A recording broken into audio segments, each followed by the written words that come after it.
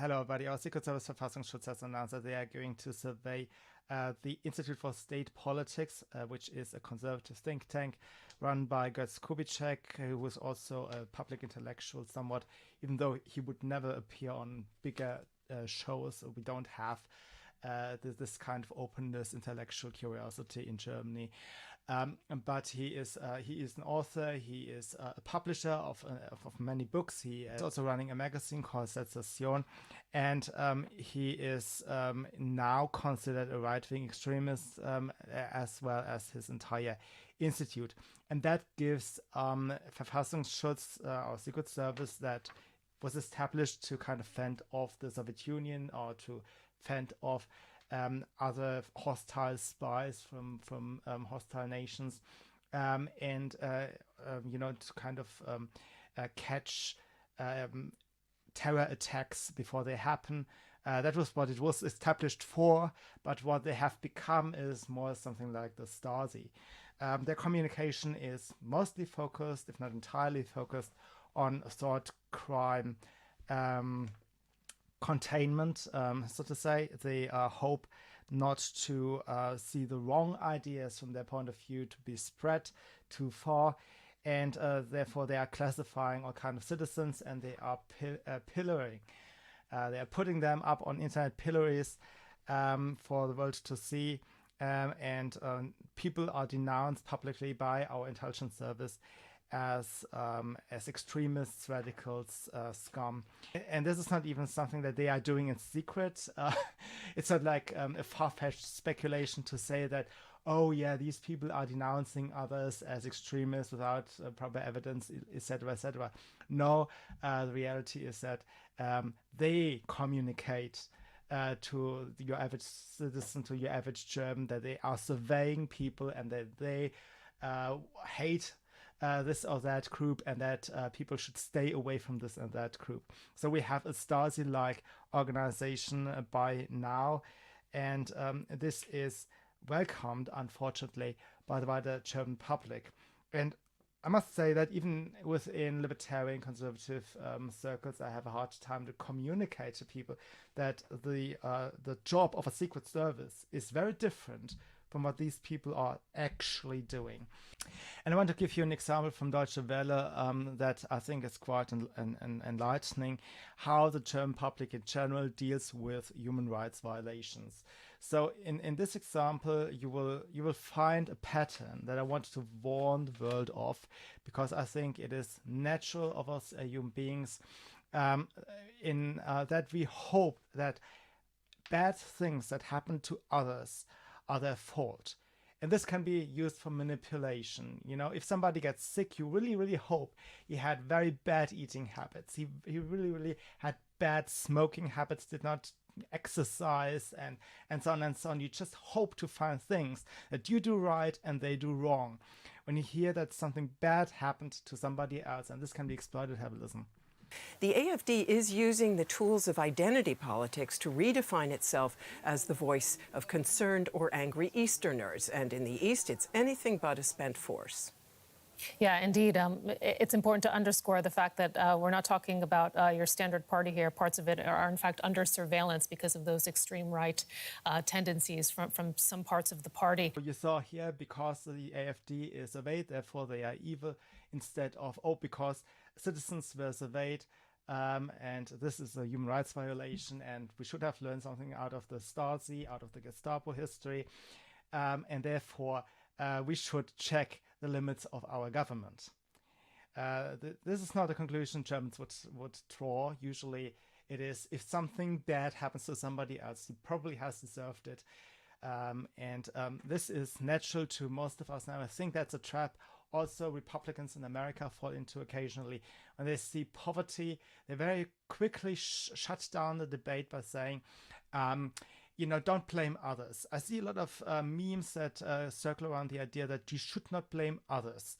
I say, if your public school teachers are driving millions and millions of people into pursuing dumb-ass nonsense career ambitions that make no sense and lead to nothing but poverty, you don't tell those people who were impressionable as teenagers, like we all were every one of us had stupid ideas. We were all red-pilled at some point, etc., etc. We were all impressionable that we can just load the guilt on these people and then ignore that there is an issue that must be fixed. Of course, people should not go after capitalism, they should not go after America, but maybe they should be angry and they should not suck it up. That's a lesson you should learn before this gets exploited. And I think we also need some terminology for this, like Schadenfreude, self-booster, fallacy or something. Make something up, come up with a terminology, derive it from Latin, derive it from Greek, whatever you do. But we need a word for this, because it's a very dangerous thing that people resort to just saying, oh, well, it's probably their own fault, when they see that something bad happened to somebody else, without actually going, without doing any research into what happened and trying to fix the overall problem. Because leaving people alone will drive away voters. And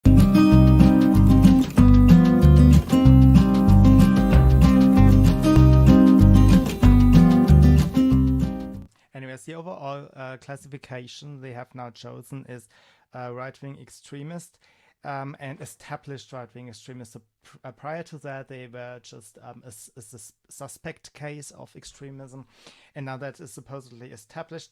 And what the Verfassungsschutz, that is, in this case, this is a state agency.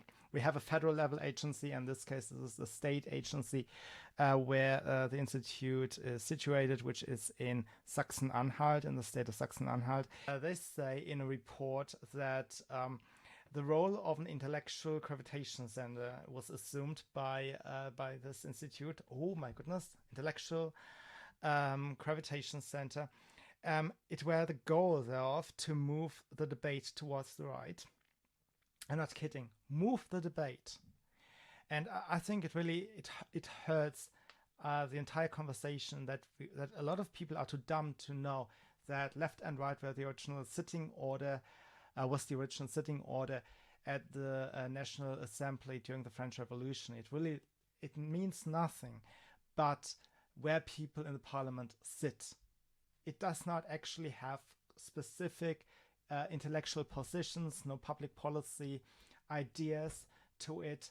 And I use these terms in order to describe milieus. Like, I have a lot of commonalities with, let's say, the Tories or the Republican Party, etc., right? Therefore, I am the right, or I am a part of the international right-wing movement. We are a milieu, so to say. But there are people who think it's actual geometrics, like you can move an entire debate to a direction, and that over the course of history, over all these challenges that the society was faced with over the decades, and the different propositions for different solutions, and so on and so on, that all of this is just a geometric arrangement, and that you can move between sitting orders. It is really crazy. I think some people get caught up with etymology, left-wing, right-wing. It sounds like it's really about geometrics, but it isn't. It is about milieus. So we are moving the debates. At least this is what they have been accused of. The third one is they expand the space of the sable.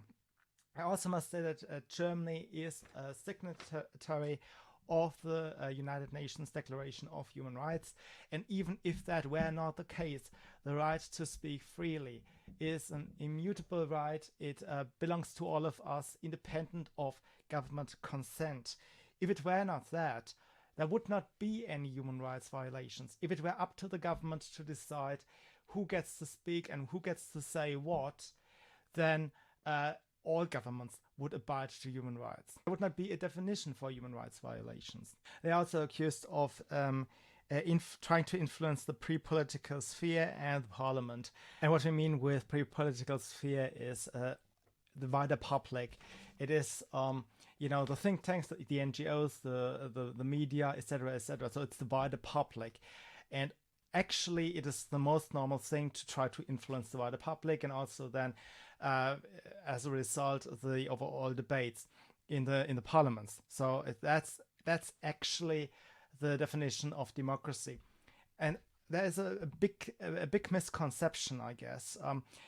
with the terminology republic, democracy, and so on. And I think I have to give you a little wrap up again, because we still have ceremonial monarchies here in Europe, and therefore we don't use republic, or we cannot use republic for describing the exact same principles that Americans call republic.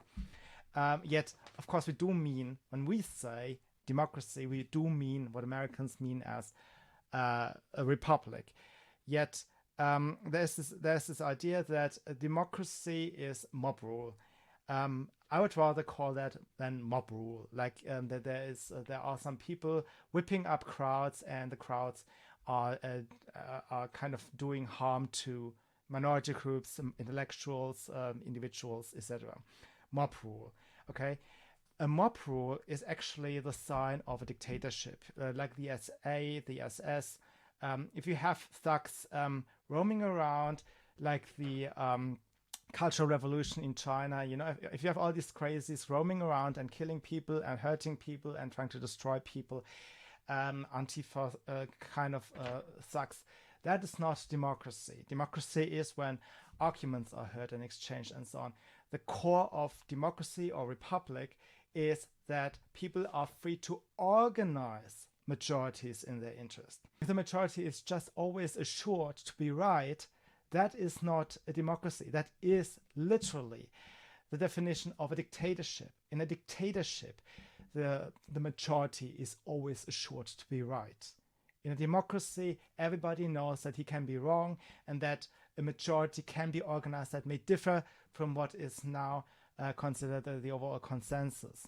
That is a democracy. So what they are accusing him of is basically being a Western democratic normal person trying to organize majorities in his interest, which is what a democracy relies on, which is what democracy used to be about.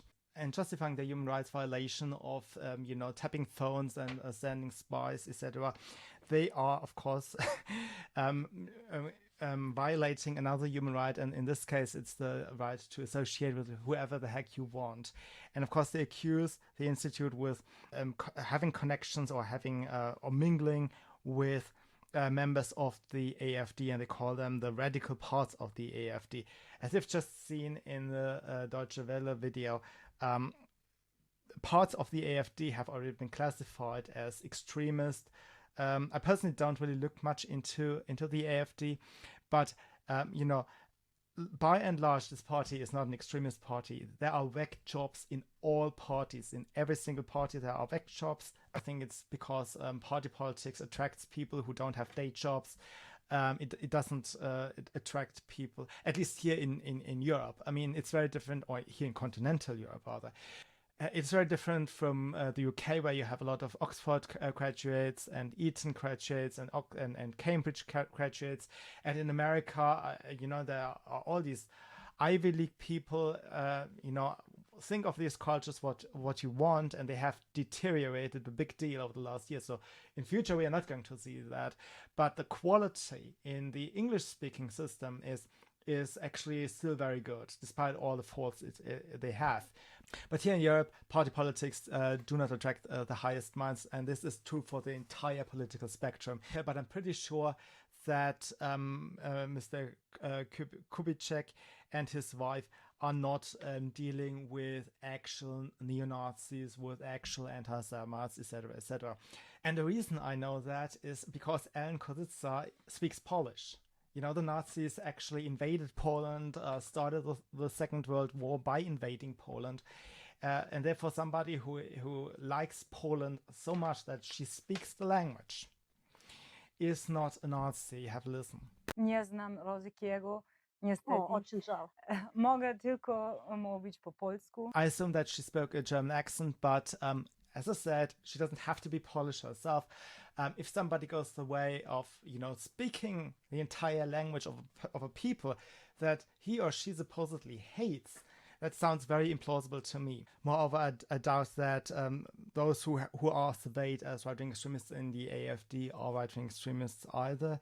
But of course, I don't even care to look into these details.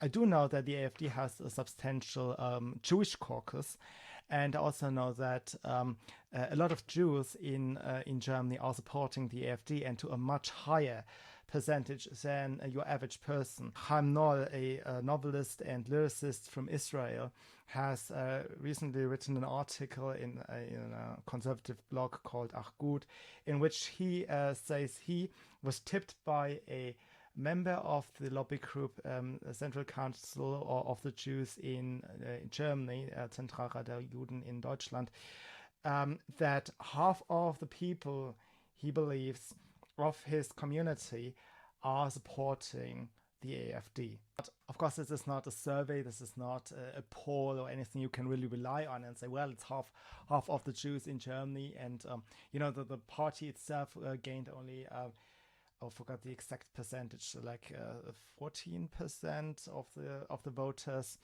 during the last election.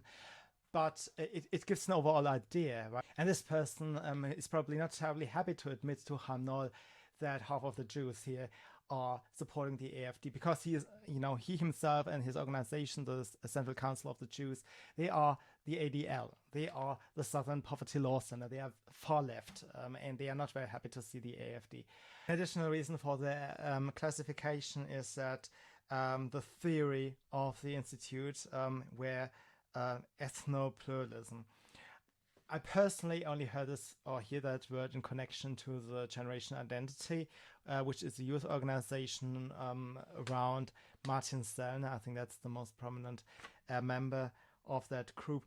And I don't know, I can't tell for the life of me what it really means. But they say it claims that it would only recognize the plurality between peoples, but less so the plurality inside a people. And it's quite striking to me that less so, or in German kaum, because they don't really want to become specific about their accusation. They just want to broadly shed dark light on that word ethno-pluralism, but they can't really explain what it is. I think nobody, I don't see like a hardcore ideology anywhere around Martin Sellner or Götz Kubitschek. So I don't even see how something as delusional as, there would be no individualism inside a group would be a position. I don't think that is actually the case. What these people are probably saying is that, in Texas, the accent is different from in New York, and it's okay to speak of groups like New Yorkers versus Texans. And that acknowledgement is probably what you're going to hear when the topic ethnopluralism comes up. I doubt that ethnopluralism means that there is no individualism. And I also feel that by and large there has been too much fuss about the differentiation between collectivism and individualism, because hard divisions between people who subscribe 100% that everybody invents himself and is totally detached from how he was brought up, what his family values were, what his parents taught him to be good and bad, that he's totally detached from everything, can invent himself. I think that is hardly a real position in normal human beings. And likewise, people who say, everybody is the same, is also not a real position. What I do understand is that there are different weights to how collectivist or how individualist a system, a society, an institution is. And I always continue to say that here in Germany, we are way too collectivist. We are way too collectivist. And I think this shines through here, because at the very end, they seem not to be able to understand that people think for themselves, that there's even the ability that a person can kind of come to his or her own conclusions. This is something they have not even in mind. They are so collectivist that they failed to understand Götz Kubitschek. And you see that by the accusation that he were not transparent about the structures of his institute. They are meeting, they are organizing meetings and conferences. That's the structure Okay, and they are complaining about the ideology, that he were not transparent about the ideology. The man runs a publishing house, a book publisher. The man runs a magazine. The man writes articles. He's continuously communicating to the outside world his views about various topics, and they still accuse him of being intransparent about his views, and they need additional spies and tapping private conversation to understand that he came to the conclusions that he came to, even though it's not communism and also not National Socialism. You see, there are boxes of peoples, and if somebody is not exactly a member of this or that box, he cannot exist.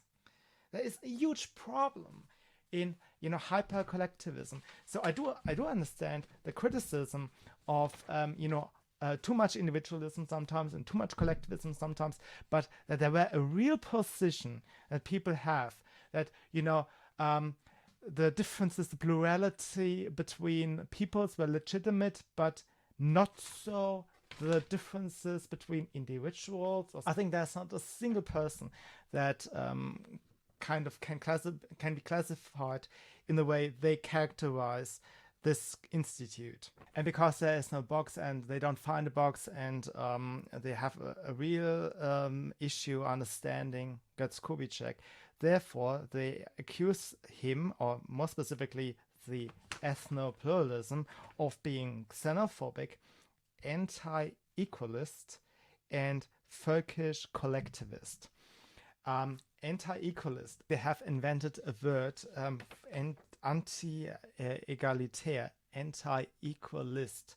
That's the best way I can translate it. To say that it is evil to see people as not equal. And even much less comprehensible to me is the accusation of Völkisch collectivism. Völkisch isn't a word that doesn't really exist. It means folksy, peopleish. I have searched a lot of dictionaries trying to figure out how to translate Völkisch, and I couldn't find anything because it's not a real word. It literally makes no sense at all.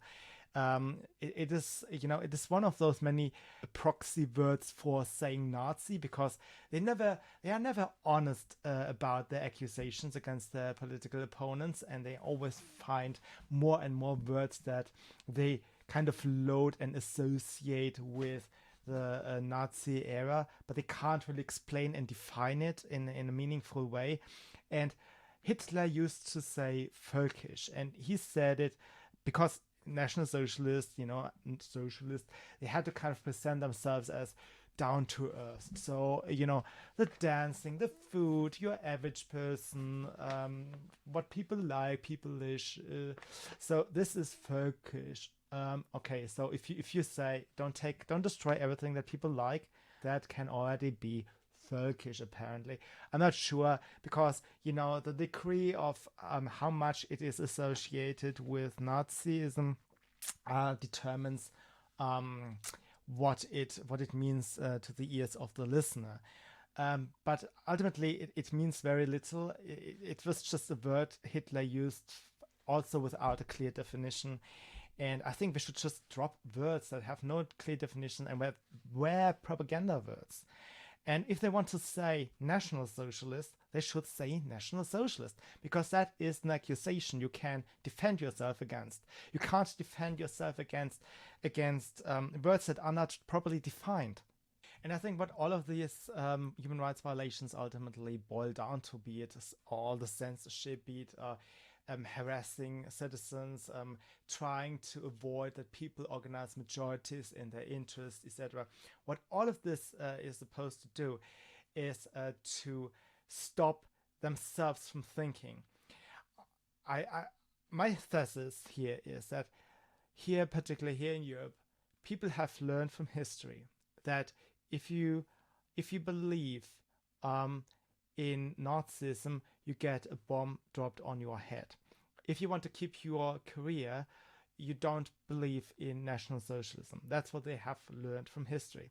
They have not learned from history that National Socialism is a bonkers system that does not make sense, that you won't naturally arrive at if you follow logic, with scrutiny.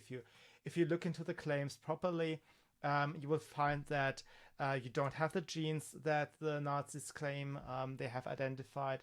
That you will find that there are not the brain structures that cause the different people to behave the way that Nazis claimed, etc., etc. So if you follow your thoughts and your logic properly, I would say you do not arrive at National Socialism. But that is not what Europeans have learned from history. Europeans have learned from history that you are hurt when you think X. And the result is that they just don't want to think X. And they try to find all kinds of excuses not to think something that may lead to X. And this must lead to madness. This leads to X, not exactly to the same madness that we had during the National Socialist era, but it leads to madness. And madness is always a big danger to actual minorities like Jews, like homosexuals, like transsexuals, etc., like actual minorities. They have to fear mass craze. They don't fear jokes. They don't, like most people, the sane among the minorities, they don't fear, Halloween costumes, etc., etc. They fear mass madness. And you arrive at madness if people don't think, if people are afraid to think.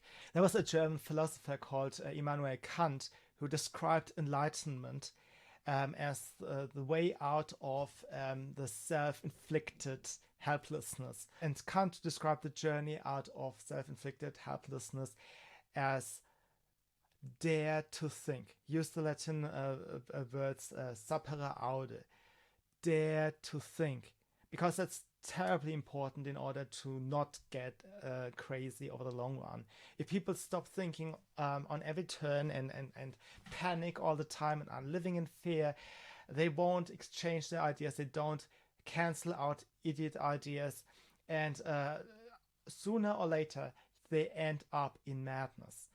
And this is what we see right now. People are afraid to think. They are afraid of their own brains. And underlying all of this is the belief that essentially the Nazis were right, but you just may not think all the logical ways to that correct truth, because that costs you a job and may lead to bombs being dropped on your head. They don't consider the idea that maybe the Nazis were wrong. That was it for today, and I'll see you soon. Bye.